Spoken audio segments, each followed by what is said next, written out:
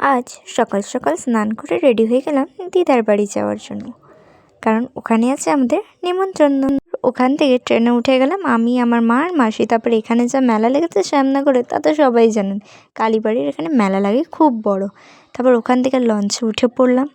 উঠে পড়ে ওখানে লঞ্চ আজকে নিউ লঞ্চটা যেটা ছিল ওটা বার করেছিল, যেটা চড়ে খুবই ভালো লাগলো। তারপর ওখান থেকে হাঁটতে হাঁটতে ফাইনালি পৌঁছে গেলাম দিদার বাড়ি। কিন্তু ওখানে গিয়ে খাওয়া পেলাম আমি 4টের সময়, কারণ আগে ওখানকার যে আত্মীয়রা আগে তারা খেয়েছে, তারপরে আমাদেরকে ডেকেছে, যার কারণে আমার পুরো মেকআপটাও গেছে, আমার মাথা ঘুরছে, না খেয়ে যেন কীরকম হচ্ছে অস্বস্তি। তারপর আমরা রেডি হয়ে গেলাম বাড়ি আসার জন্য।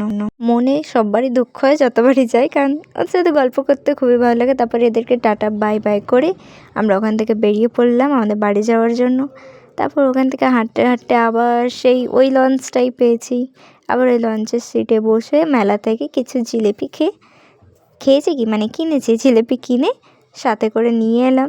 আর এখানে যেভাবে গোল গোল ঘুরিয়ে ঘুরিয়ে জিলিপি পাচ্ছিলো আমার তো দেখেই খিদে লাগছিলো, কিন্তু আমি বেশি মিষ্টি খাই না। তারপর ওখান থেকে লিফট করে বাড়ি চলে এলাম, নিচে নামার জন্য। চলো বন্ধুরা, দেখা হবে নেক্সট ভিডিওতে, ততক্ষণের জন্য টাটা বাই বাই।